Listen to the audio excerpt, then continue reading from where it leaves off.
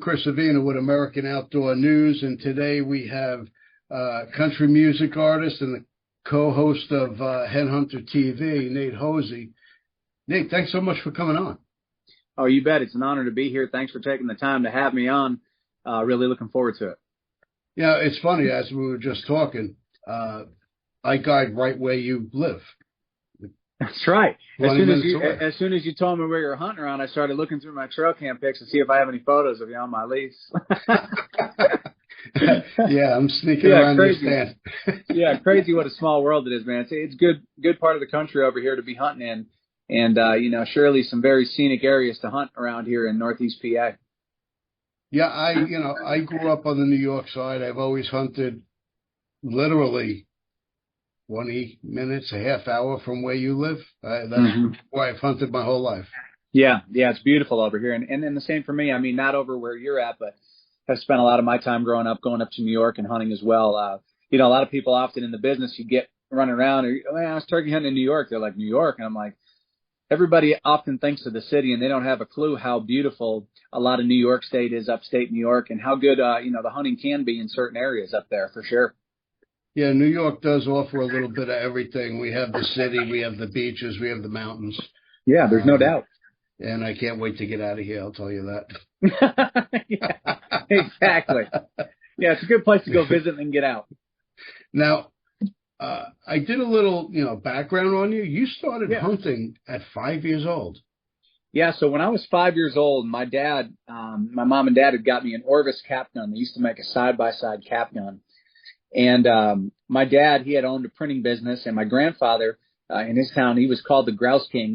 Down in Jessup, they had grown up, and they were all big-time bird hunters and whitetail hunters, and that generation was a huge hunting generation.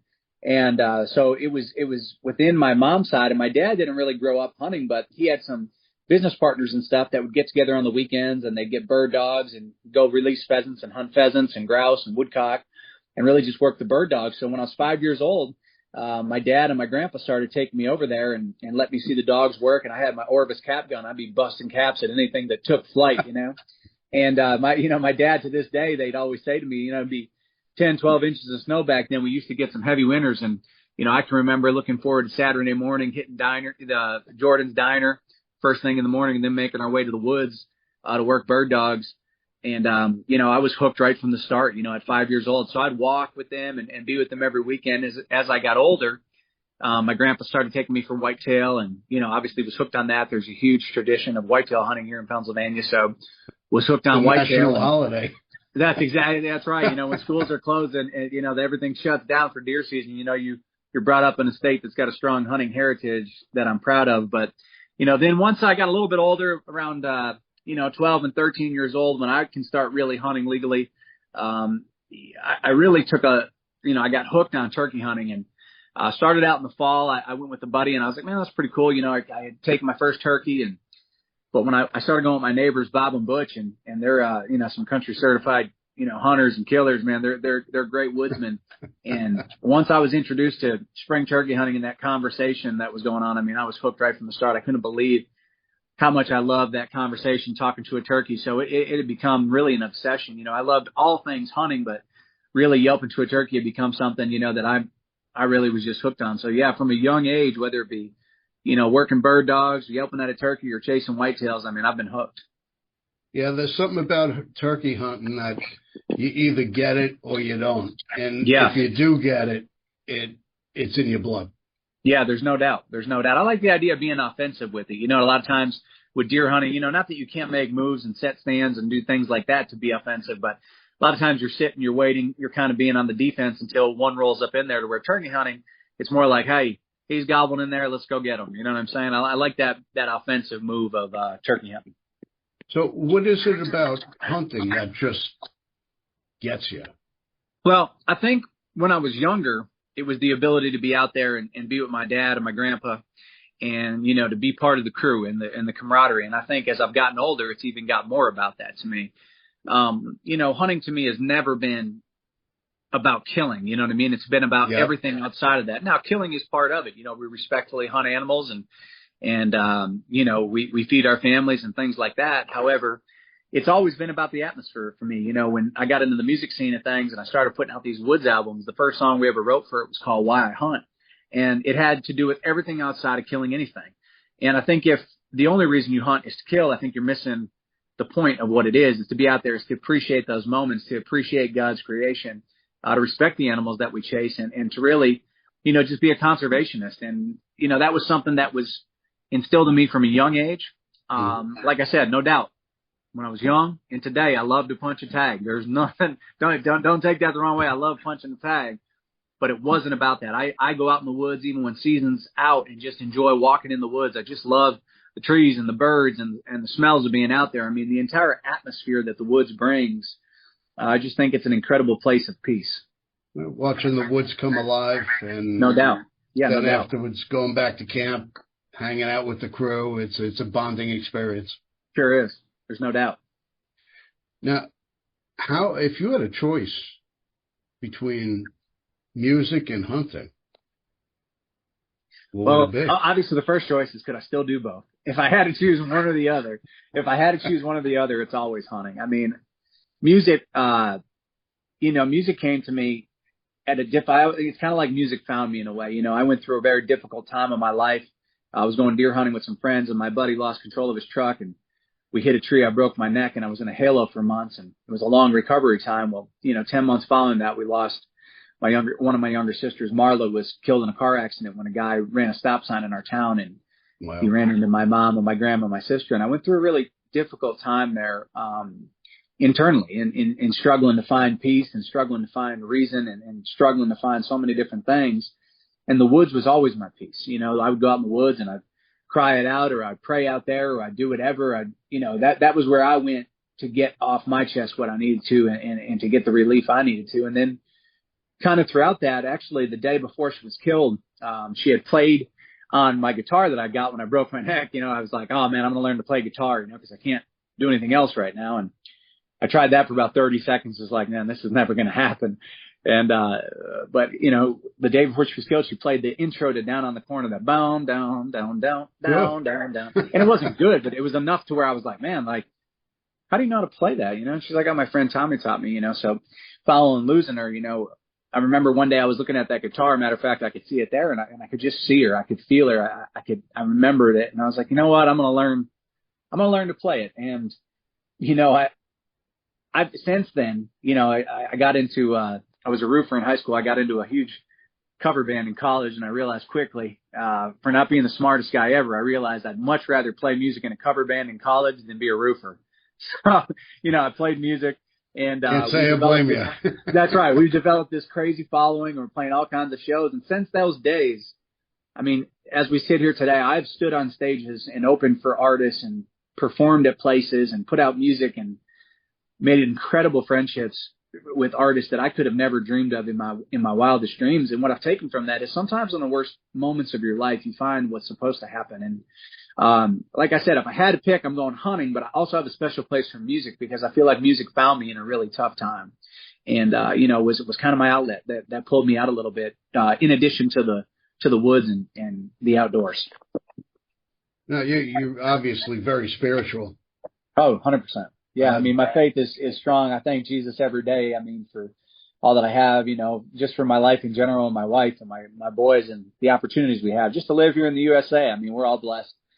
To live here in the USA. I know we're in some turbulent times and there's often chaos, but I mean, we are fortunate and blessed to wake up every day in this country and walk to the coffee pot if you drink coffee, you know, or just, you know, go grab your water, whatever it is that you do. We are blessed to do it and live in a country, with so many brave men and women that give us that ability and keep us free within our military and law enforcement and first responders, all of that. Yeah. So I'm a spiritual guy. Now I believe in this, but yeah. I know the passing of your sister was a very difficult time. Do you feel her guiding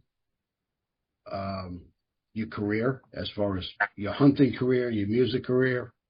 You know, I do. And I feel like she guides it. You know, I think it's one of those things for me to where, you know, like the hunting side of things, it's like she never hunted, you know, and, you know, my sisters, I grew up with 3 younger sisters. Marla was our sister who we lost, and I have 2 other sisters, Molly and Emily. And I feel like she's guided our lives indirectly in all different ways, you know, and she's there. And and she's our inspiration because in such a tragic event, you learn the value of time. Right. And no matter what it is that you try to be in your life, whether it's hunting or music or athletics or, podcasts or whatever it is that you do, anything, whatever it is, value your time, use your time wisely, celebrate the good times, celebrate, the good moments, celebrate people's successes, whether it's your own or others, because the one thing you learn in tragedy is how fast everything can change. Oh, and I think that was the scariest thing for me was, 1 minute I'm standing on the porch with my now wife, she was my girlfriend at the time. And, she's getting ready to go to Mexico on a missions trip. And, we hear the ambulances roaring through town and we pray for whoever that is. And, minutes later, my younger sister's screaming, crying, telling me there's been a horrible accident. And in that moment, like understanding how fast everything changed me forever. It's not that I was a heathen growing up or anything like that, or this bad person. That it's not anything like that, but I just value time so much different because I'm horrified at how fast it can be taken. You know what I'm saying? So I've learned to celebrate positivity. Does it, you wake up, you be positive, you look for the good. It doesn't mean you don't get stressed. It doesn't mean, of course not, but it means you choose to beat it. You choose to say, hey, I'm going to look at the glass half full no matter what, because I know what the other side of the glass is. You know what I mean? I've been there. And I often tell people, they're like, oh, Hosie's always positive, or this or that. It's like, well, it's not because I've just walked the road of perfection or I do walk the road of perfection. It's just that I know the darkness. I've been there. I know heartache. I know hurt. I know let down. And I chose a long time to go to rise up over all of that. And that's what I try to do. And, no easier way to do it than through something you love, music and hunting and my family and friends and all that. And through tragedy and adversity, there's two roads you could take. That's right. That's right. You would want us to bring something good from it, and I try every day to do that. So, what have you gotten out of hunting? Well, hunting for me, like I said, I mean, from a young age, it's instilled so much into me. It's helped me understand so much connection to, God, connection to the animals we chase, connection to the woods.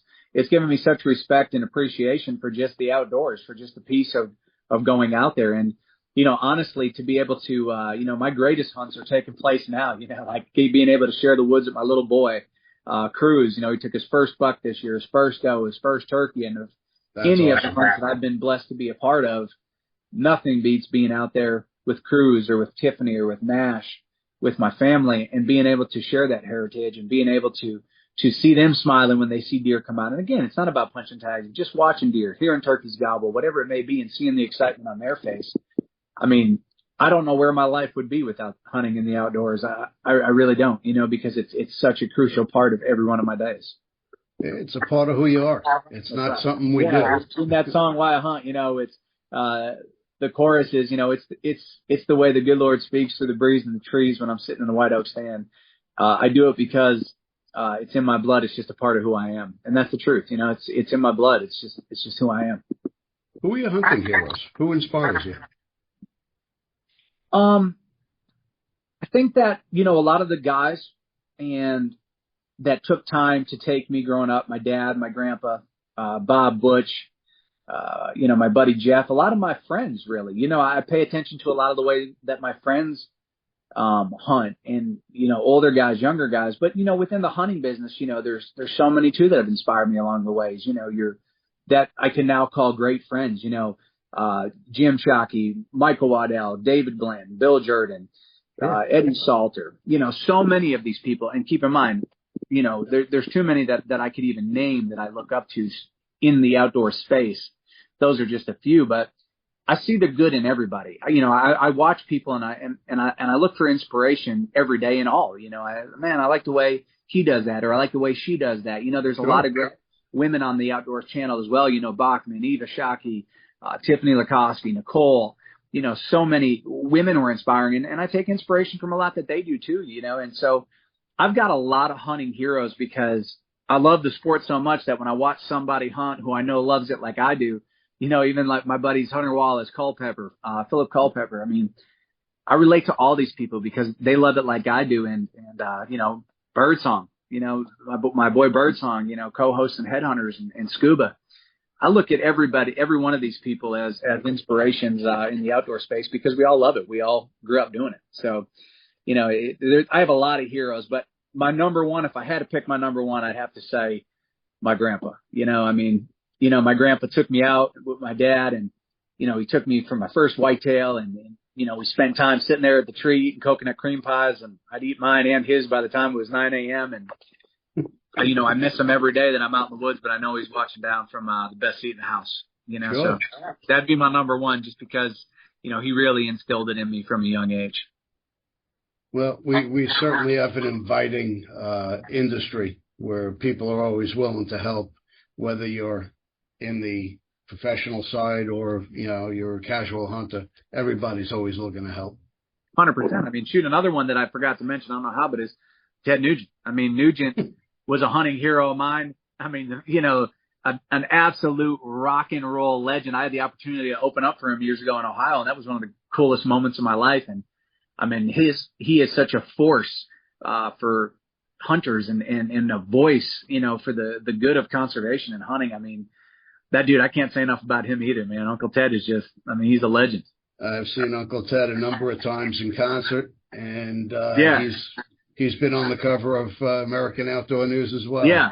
Yeah. I remember my dad came with me, and I opened up for him, and, you know, Ted's up there playing, and he gives a shout out, you know, thanks, Nate, you know, for being here and all that stuff. And my dad's like, you know, the craziest part of that for me is me and your mom went to see him, you know, 30 years ago, whatever. Yep. And he's like, and now I'm sitting here listening to him tell my son, you know, thanks for being a part of the show. He's like, it's just wild to him. You know what I mean? Yeah, absolutely. So cool. are your music influences, are they all country?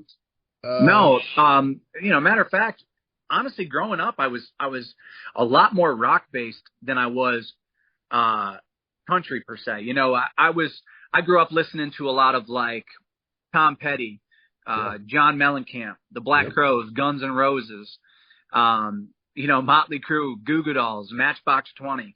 But in the 90s, you know, I really got into 90s country, loved like Red Akins, and, you know, now I got to be a really good friends with him and hunting buddies. And so that 90s country really kind of connected to me, and I still love 90s country a lot. And as I become, you know, more into music, Nashville has a really cool connection between kind of rock and country, you know, and you know, I still kind of have that rock influence behind a lot of the music that I write, you know what I mean? With the sprinkle of country. I really have a lot of respect for the classic country feel, the music. And I think that's what my favorite thing about music is. And like going to Nashville is the grassroots sound of things and creating something. I wouldn't consider myself a great musician. You know, I think music came in at a good time or a great singer, but I have the ability to be out amongst incredible musicians and great singers and artists and producers that can take something that I write that they may think is good and then make it 10 times better because of their insane talent, whether it be through playing or producing or helping vocally as to where I want to go. So, I mean, you know, I would say I was more rock based, but also, you know, obviously strong country based. And, you know, lyrically, when I'm writing music, my lifestyle is, I mean, it's where we live. Montail is just a small little town in the country. And, sure. You know, it's just what I live. But I mean, I don't mind to have a distorted guitar on there every now and then. You know what I mean? Well, country music certainly changed a lot from, my wife left me, took my truck and my dog to where it is today. Well, it's kind of like they really need to do something with country, how they did with rock. Like they had, you know, soft rock, easy listening, rock, or, you know, they had all these different genres. And really country's done that, but they just haven't really done, you know, country pop per se, or it's still considered country, which it's really, there's just so many branches to it now. But I mean, I'm one of those guys. I'm not a hater. I could appreciate anybody who gets out there and gives it their best, no matter what it is. If it's something I like, I dig it. If it's not, hey, I still respect you for getting out there and doing your thing. And, you know, there's, it takes all kinds in the world. So, what Headhunter TV? Yeah. How'd that happen?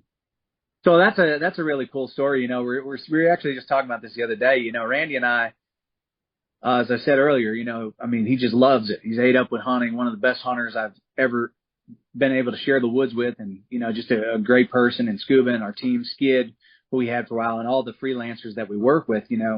Years ago, I was working for Hunter Specialties. I was working as a producer and cameraman, and Randy was working for Whitetail Freaks at the time. And him and I didn't know each other. I knew of him because I had seen a lot of the Whitetail Freaks productions, and big fan of Down and Candy.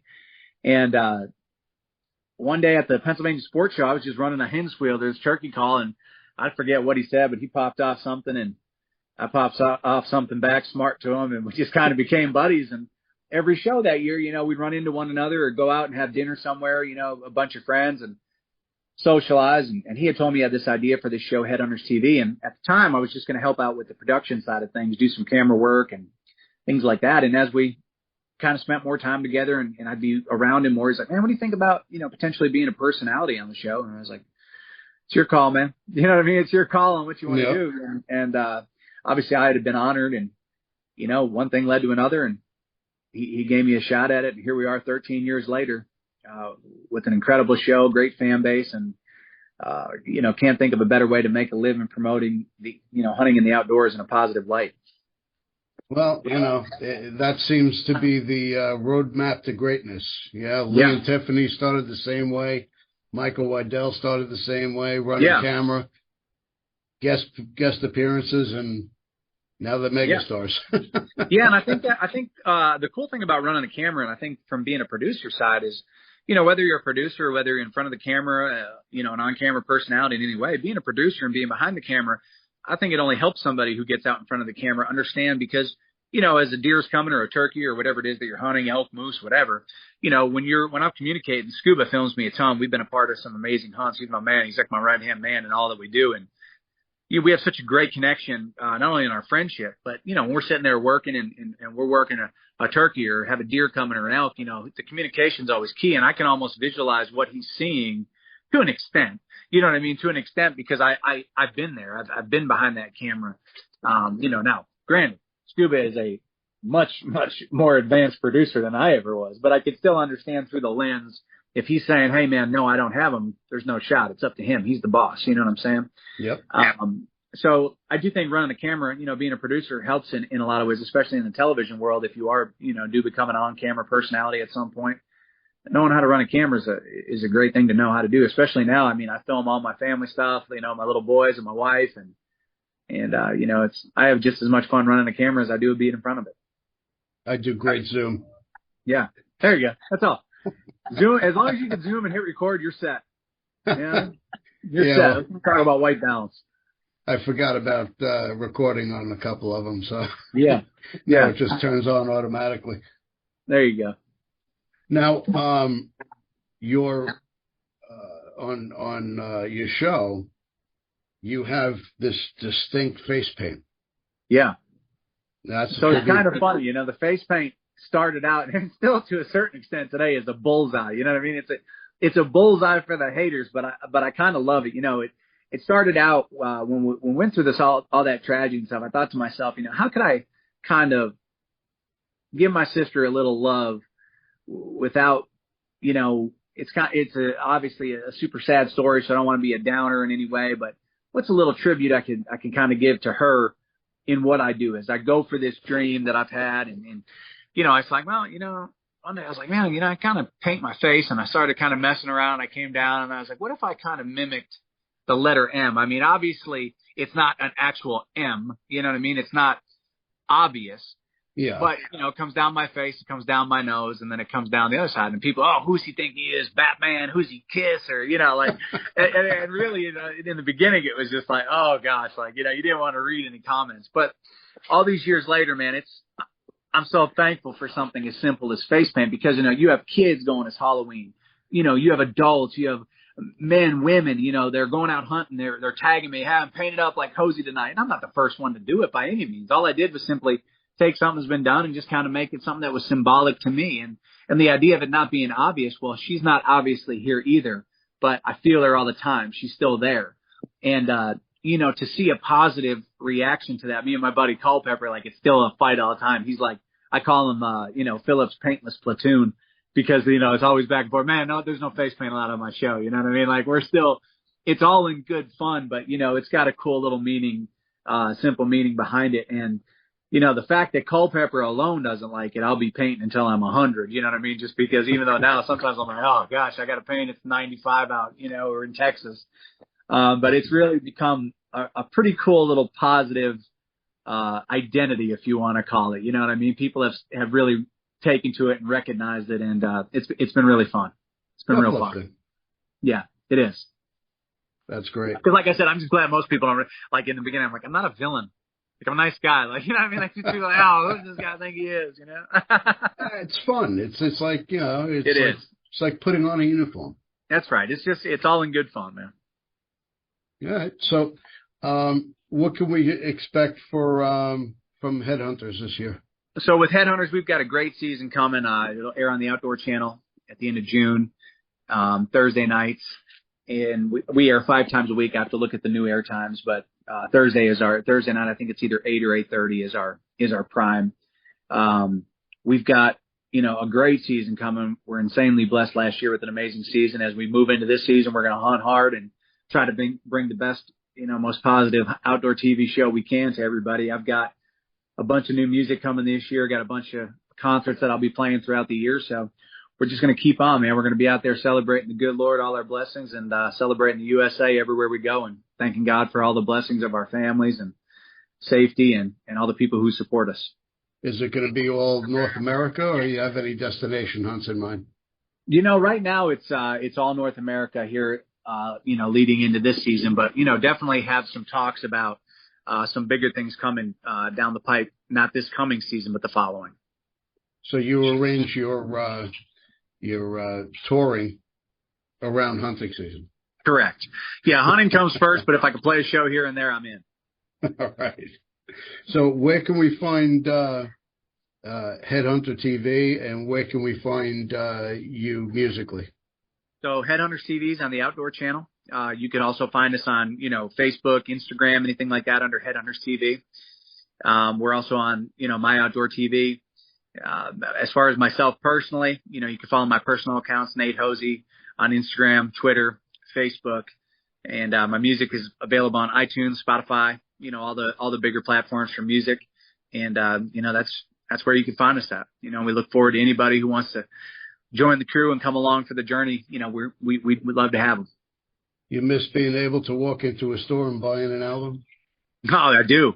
I miss the simplicity of a lot of things. You know what I'm saying? I mean, I miss the simplicity of a lot of things. I mean, there's a lot of good that comes from technology and a lot of bad at the same time. You know what I mean? I agree. It's a double-edged sword. It's a double-edged sword. Absolutely. All right. Well, I appreciate you coming on. Yeah, thank you so much. We'll follow you on social media, and we look forward to the upcoming season. Sounds great. God bless you, brother, and God bless the USA. Thanks again. You bet.